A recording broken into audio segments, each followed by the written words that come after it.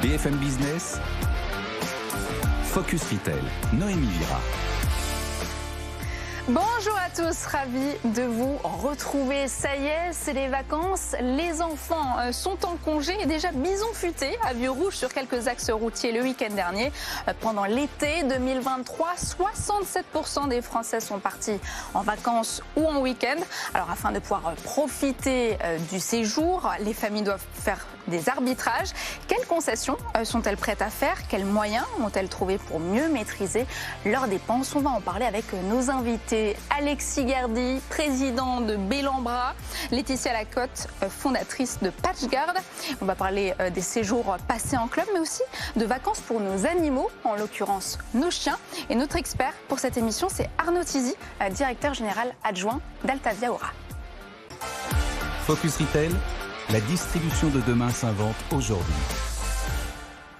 Heureuse d'accueillir à ce micro Alexis Gardy. Bonjour. Bonjour. Vous êtes président de Bellambra, à mes côtés également Laetitia Lacotte. Bonjour. Bonjour. Vous êtes présidente fondatrice de Patchguard et Arnaud Tizy. Bonjour. Bonjour. Directeur général adjoint d'Altavia Aura. Je commence avec vous, Alexis Gardy. Vous avez rejoint Bellambra en 2021, après une année particulièrement difficile pour le secteur du tourisme. Il paraît qu'on vous trouve seulement le lundi et le mardi au bureau et le reste du temps, vous êtes en voyage. Oui, en voyage, et c'est important dans notre métier, dans un réseau de 45 villages de vacances répartis aux quatre coins de la France. Et comme vous le soulignez, en 2021, une année particulière où bon nombre de l'activité touristique était à l'arrêt. Et il a fallu relancer une dynamique produit, une dynamique commerciale et une dynamique aussi de compréhension de l'évolution de nos attentes clients. Et donc pour ça, avec les équipes de direction, on passe beaucoup de temps sur nos sites, beaucoup de temps à écouter nos équipes et beaucoup de temps aussi à discuter, échanger avec nos clients pour comprendre l'évolution de leurs attentes et vérifier que nos décisions prises dans une salle de réunion pas très loin d'ici sont bien déclinées de manière homogène sur nos 45 villages. D'où l'importance de garder un pied sur le terrain. Alors selon OpinionWay, 67% des Français sont partis en vacances ou en week-end l'été 2023. Alors ce chiffre, il reste malgré tout en dessous des 70% de 2019, période avant Covid. Est-ce que vous observez la même tendance dans vos 45 clubs et hôtels ? Nous, on observe différentes tendances. On a évidemment eu un rebond d'activité à la sortie de la crise. Étant positionné sur le marché Destination France, nous avons profité quelque part du fait que les gens ne voyageaient plus beaucoup loin, en dehors des frontières. Donc on a eu un premier temps de rebond. Le deuxième temps pour nous, Bellambra, ça a été un temps de travail important sur l'évolution de notre produit. En affirmant notre produit club, qui est un produit complet avec de l'hébergement, de la restauration, matin, midi et soir, des offres bars, des clubs enfants à partir de 4 mois et également des activités récréatives et sportives. Donc il a fallu clarifier cette proposition pour les clients et renforcer la compétitivité et l'attractivité de ce produit, tant l'hiver que l'été. Et donc c'est dans cette dynamique-là que nous, on trouve aujourd'hui des niveaux qui sont supérieurs aux niveaux que nous avions de réservation et de performance commerciale avant la crise sanitaire. Mais c'est aussi lié à un très gros travail de fond sur notre périmètre, notre réseau et sur notre produit. Est-ce que vous constatez que les attentes des clients ont considérablement changé à la sortie de la crise sanitaire ?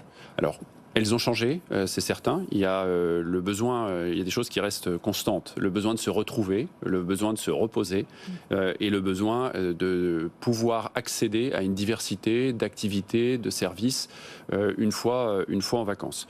Toujours quand même raccroché avec, alors je ne l'ai pas dans la poche ici, mais un petit objet rectangulaire noir qui nous relie à tout un tas d'activités périphériques devenues de plus en plus accessibles. Et ça, je pense que c'est une évolution importante. Néanmoins, nous, on l'a senti, et vous le soulignez, ça se reflète peut-être dans les volumes, mais ça se reflète aussi dans la composante et l'offre produit club tout inclus que nous proposons. Elle permet, dans un contexte qui a très vite suivi la crise sanitaire, qui était un contexte inflationniste, de mieux gérer, de mieux appréhender son budget. C'est vrai que quand vous partez une semaine avec une formule tout compris, quel que soit d'ailleurs le positionnement prix de ce séjour, vous avez une meilleure visibilité sur le montant que vous allez être amené à dépenser pour cette semaine. Il n'y a pas de mauvaise surprise et vous avez un budget qui est plus contrôlé. Et beaucoup de nos clients nous ont dit que c'était une composante importante dans un environnement où tout augmente. Depuis près de 65 ans, Bellambra, qui est anciennement VVF Vacances, est précurseur du tourisme familial en France. Est-ce qu'aujourd'hui, les familles, c'est toujours le cœur de votre métier? Ça reste le cœur de notre offre. Alors avec, je veux dire, peut-être qu'historiquement on disait la famille. Aujourd'hui, je vais dire les familles au pluriel, puisqu'on a différentes structures et composantes familiales qu'on accueille sur nos clubs. Début juillet, en ce moment, on voit sur les sites, j'étais la semaine dernière en montagne, on voit beaucoup de familles avec des grands-parents qui accompagnent leurs petits-enfants sur nos sites et qui passent une semaine. Je vous raconterai cette anecdote. J'ai croisé un retour de plage la semaine dernière sur un site de Méditerranée où j'avais une petite fille au téléphone avec sa maman sur haut-parleur et la maman assez pressée, on la sent dans son rythme quotidien parisien, demandant à sa fille ce qu'elle avait fait aujourd'hui. Comme tous les enfants, cette petite fille répond rien. Et derrière, il y avait ses grands-parents qui ont dit « Mais c'est pas vrai, t'as été à la piscine, on a été au club, t'as fait des activités, t'as fait... » Et elle fait toute la liste. Ce petit instantané, j'aurais aimé le transformer immédiatement en publicité pour notre prochaine campagne de com. Mais ça reflète bien la valeur ajoutée qu'on apporte dans un club de vacances pour cette typologie de famille sur plusieurs générations. On a bien sûr la famille traditionnelle avec les parents et les enfants. On a beaucoup aussi de familles recomposées ou de familles, on va dire, cousinades ou de groupes plus larges qui viennent à plusieurs. Et donc, on sert aujourd'hui toutes ces familles-là, ou toutes ces typologies de structures familiales. Et souvent, ces familles avec enfants, elles viennent avec des animaux. Je crois que vous en acceptez dans 3 de vos clubs. Oui, alors on ne les accepte pas partout parce que les enfants en bas âge et les animaux, ça ne fait pas toujours une bonne alliance. Donc on réfléchit, c'est un sujet important dans l'évolution des attentes. On travaille aujourd'hui sur des solutions en périphérie de nos clubs pour accueillir et pas empêcher les familles qui ont des enfants et des animaux de fréquenter nos clubs. Mais ça est en effet une question importante qu'on a eu l'occasion d'ailleurs avec Laetitia d'échanger à de nombreuses reprises. Et d'ailleurs, je me tourne vers vous, Laetitia Lacotte, bonjour. Selon la Fondation Bardot, 60 000 animaux sont abandonnés en France chaque année au moment du départ en vacances. Et ces chiffres seraient même sous la réalité des faits. Vous avez fondé votre start-up PatchGuard il y a 3 ans. Tout est parti, comme bien souvent, d'une expérience personnelle. Racontez-nous. Oui, tout à fait. Donc moi, je suis propriétaire de Patch, qui est mon berger américain. Et en fait, j'étais partie en vacances en camping avec lui en Corse il y a quelques années, avec des amis qui n'avaient pas de chien. Et la semaine était juste horrible à cause de mon chien, parce que j'ai pas pu aller à la plage avec mes amis. Je me suis dit, je vais pas laisser le chien dans le bungalow, il va aboyer, il va me le détruire, je peux pas le laisser. Ensuite, faire un tour en bateau avec mes amis, c'était pareil. Je dis non, mais on va pas emmener un chien en plein milieu de l'après-midi sur un bateau. Et donc, comme ça, c'était toute la semaine. Et donc, je me suis dit, si j'avais pu laisser mon chien juste 2 heures en garderie, les vacances auraient été géniales. Et il y a 3 ans, j'ai commencé à googliser, ça n'existait nulle part. Donc, c'est pour ça que j'ai décidé de créer vraiment un système de garde de chiens. Donc, l'offre, vous considérez qu'elle n'était pas adaptée? Est-ce qu'aujourd'hui, elle est mieux adaptée aux personnes qui possèdent des animaux? Au fait, il y a une évolution des mentalités. Le chien, c'est vraiment devenu le bébé maintenant. Je pense que même il y a 5 ans, j'aurais été trop tôt. Il y a 3 ans, c'était le tout début. Pas grand monde encore googlisé garderie pour chien. Et là, je le vois. Donc là, j'ai 6 sites cet été. Ça cartonne parce que les gens commencent à googliser garderie pour chien. Pour 95% des Français, le chien, c'est vraiment devenu le bébé. On a vraiment, surtout avec le Covid, les gens, ils ont voulu un chien, ils l'ont pris et ils s'en occupent, mais vraiment très, très bien. Et vous avez donc testé ce concept à Strasbourg. Ce service, depuis, il a évolué, il s'est transformé au fur et à mesure de l'avancement du test. C'est ça, oui. Donc moi, je suis originaire d'Alsace. Et donc mon site test, c'est Strasbourg, parce que la ville de Strasbourg, déjà 4 millions de touristes. Ensuite, moi, j'habite la ville de Strasbourg, m'a soutenue aussi dès le début. Et donc au début c'était que pour les touristes, et là depuis ça fait maintenant 1 an, on a ouvert pour on a changé de cible. En fait la cible maintenant c'est plus les gens de Strasbourg, la population locale.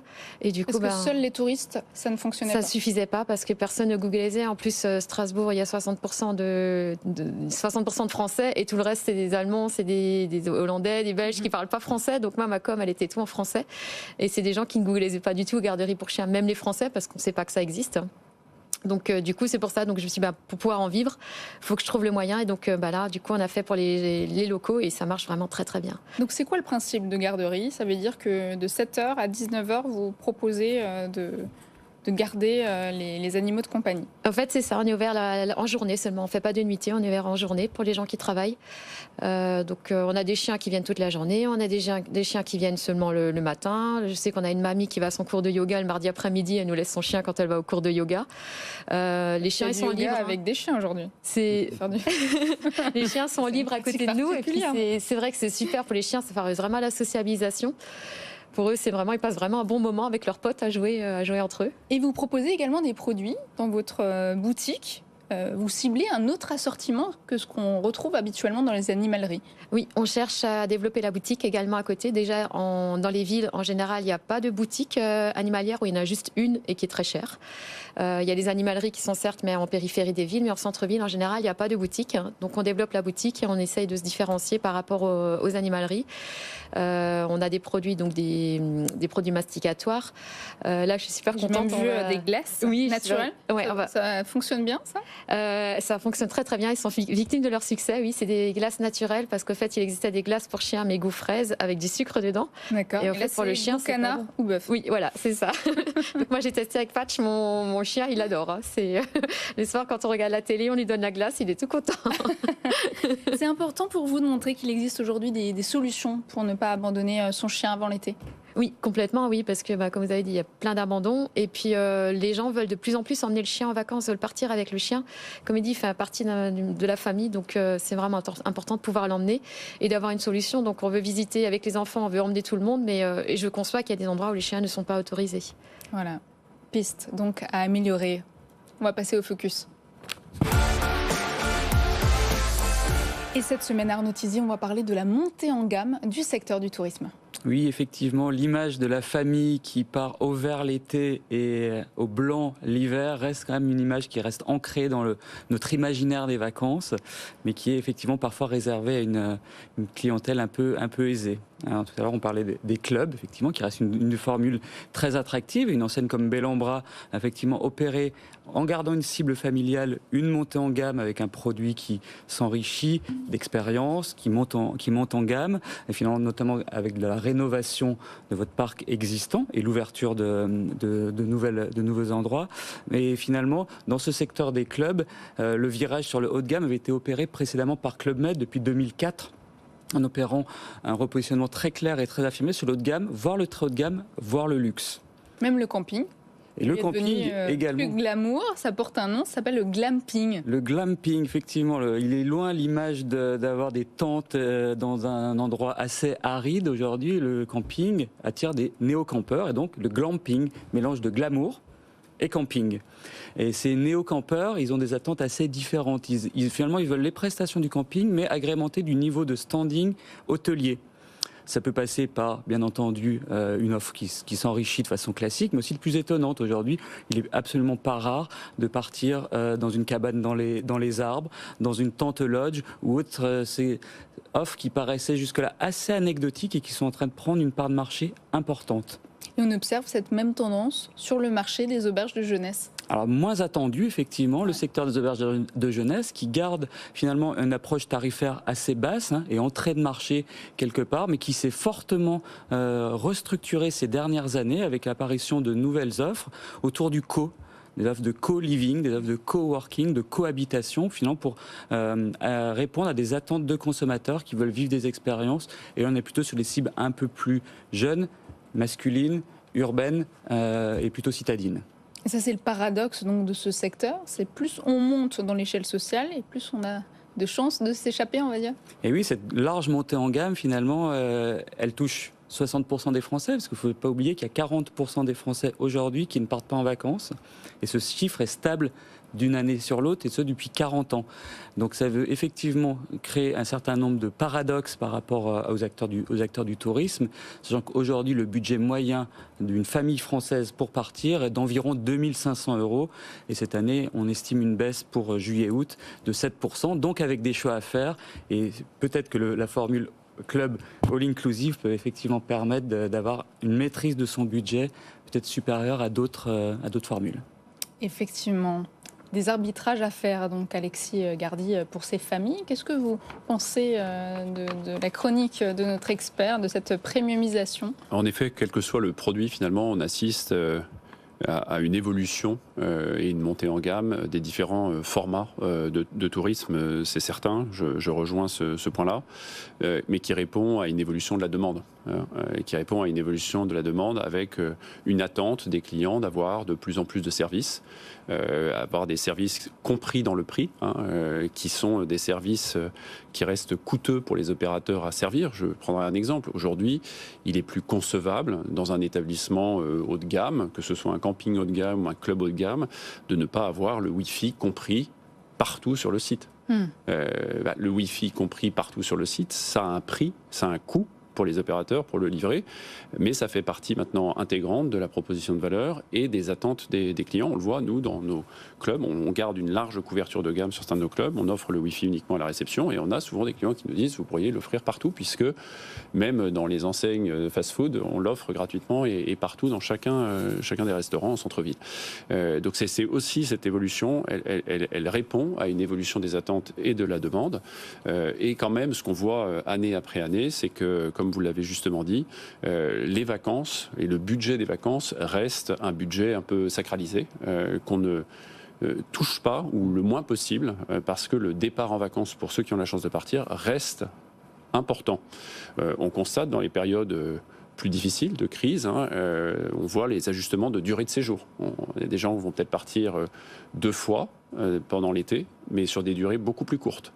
Sur des week-ends un peu prolongés, ou alors sur leur semaine ou leur séjour de 8 jours, on va en enlever 1 ou 2, et ça on voit cette sensibilité-là, c'est aussi des arbitrages que font Donc vous les pensez familles pour partir. Les voyageurs, ils ne choisissent pas en fonction de la destination, mais plus en fonction du prix global? Je pense qu'ils sont, au départ, ils choisissent une destination. On le voit, la capacité à accéder à cette destination à des conditions favorables. Donc le train et le coût du train pour se rendre dans la destination est souvent un des sujets. Et on voit que l'offre, encore aujourd'hui, il y a des billets de train disponibles à des conditions attractives encore pour les vacances d'été. Donc c'est aussi un bon moyen et un bon arbitrage pour se rendre sur nos villages. Et derrière, oui, en effet, le prix proposé ultimement et la capacité à contrôler le prix font partie de l'équation et de la donnée quand l'heure du choix arrive. Et c'est vrai qu'avec l'inflation, la formule toute compris et de nouveaux revenus à la mode. D'ailleurs, vous avez lancé pour vos clubs montagne cette formule. Exactement.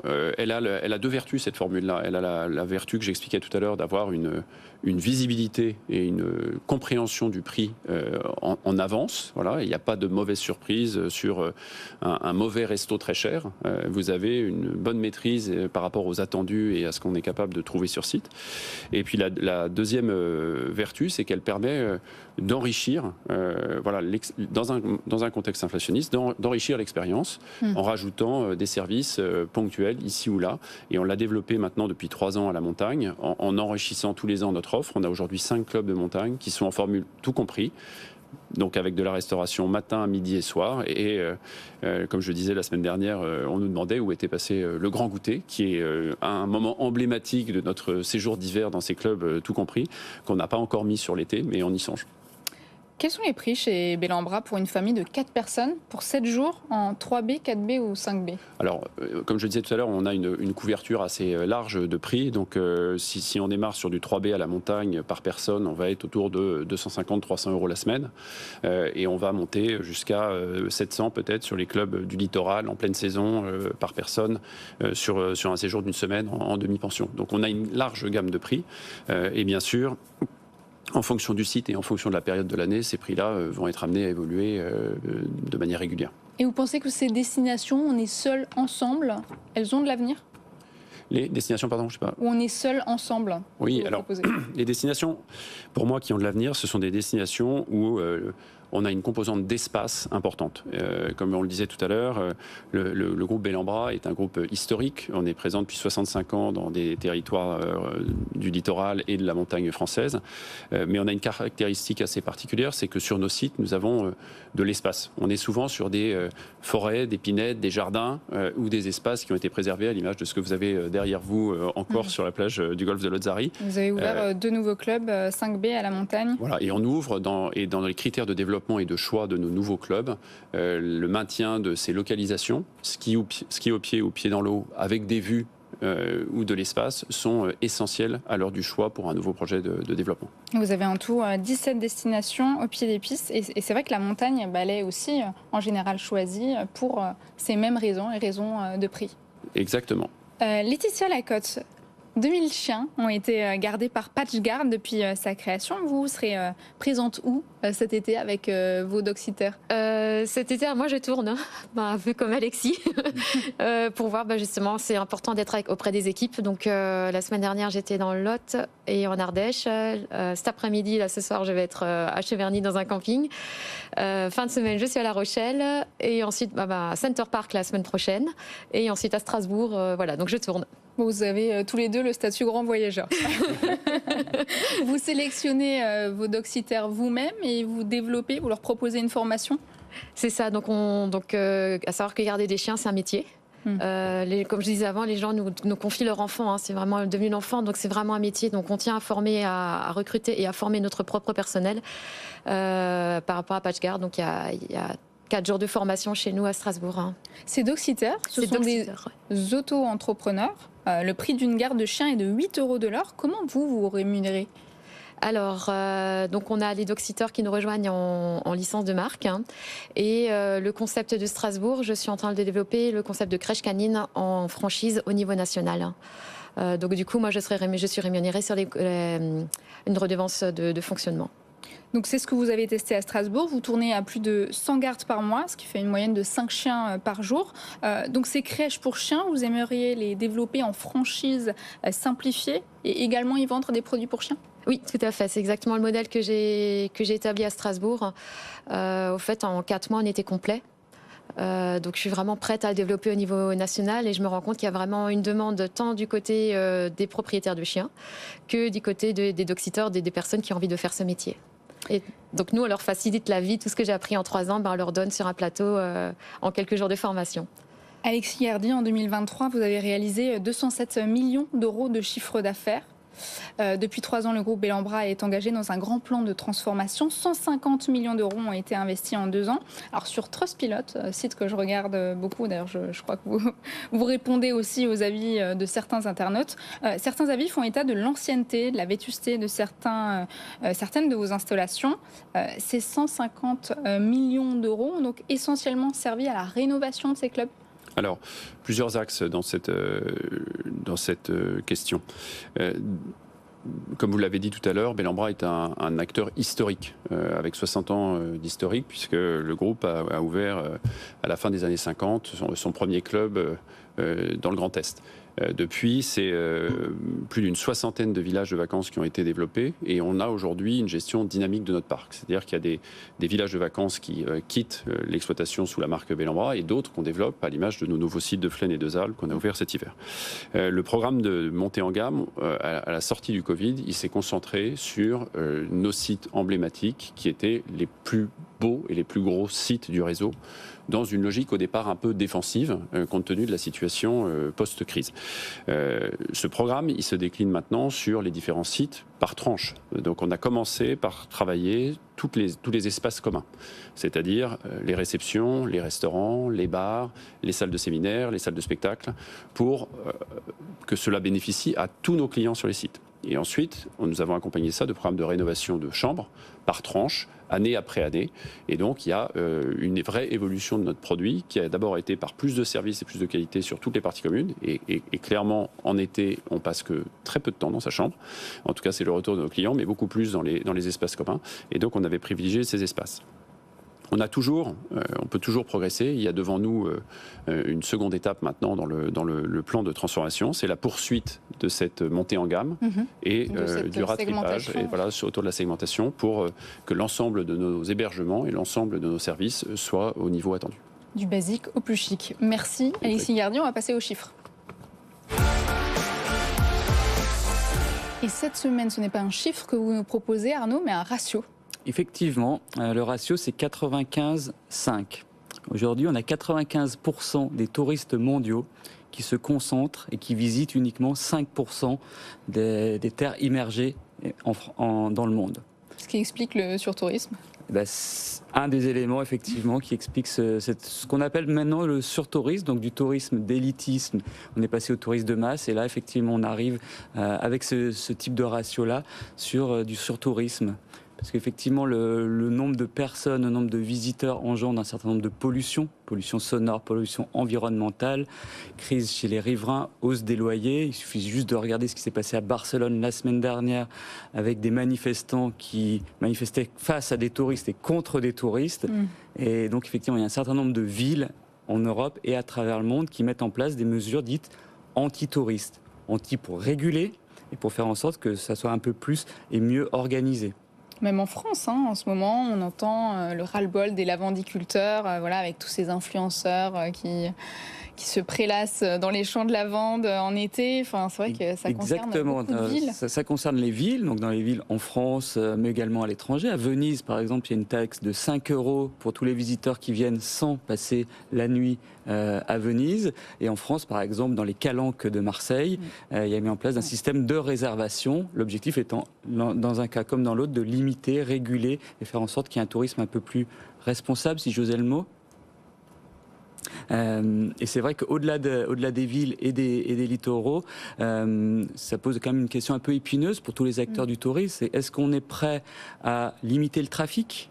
Et comment on teste de nouvelles mesures aussi ? Comment on teste des nouvelles mesures pour limiter le trafic, donc limiter quelque part le nombre de ses clients pour préserver la valeur, préserver ce qui fait le charme et l'intérêt de son produit. Et donc ça fait une question assez épineuse, des challenges passionnants à relever pour tous les acteurs du tourisme. Pour que la France... L'objectif étant que la France, en tout cas, c'est mon cœur qui parle, on reste la première destination touristique mondiale en volume et puis peut-être demain en valeur, ce qui serait bien. Il n'y a pas de raison, n'est-ce pas ? En étant un opérateur historique de la destination France, je ne peux que rejoindre cette ambition. En tout cas, l'ensemble des collaborateurs du groupe que je salue y contribuent tout au long de l'année et un gros coup de chapeau aux équipes qui, dès aujourd'hui, sont mobilisés pour accueillir nos très nombreux visiteurs tout au long de l'été, qui est bien sûr une période importante pour les vacanciers comme pour les équipes qui les accueillent. Le est passé. Merci à tous les trois d'être venus animer cette émission avec moi. Voilà, c'était l'ultime émission de cette saison, la dernière que j'aurais eu le plaisir de présenter. Après 3 ans aux manettes, il est temps pour moi de passer le flambeau. Alors je veux vous dire merci, vous, téléspectateurs, auditeurs qui m'avez suivi fidèlement pendant ces 3 années. Et surtout l'équipe derrière cet hebdo, Eva, ma fidèle productrice, Alban, Flo, sans qui tout cela n'aurait pas été possible. Louis-Émile aussi, Samantha et leurs doigts de fée. Et je voudrais aussi exprimer ma gratitude à la chaîne BFM Business, Altavia, qui m'ont accordé leur confiance. Merci, je vous souhaite à tous et à toutes de très belles vacances.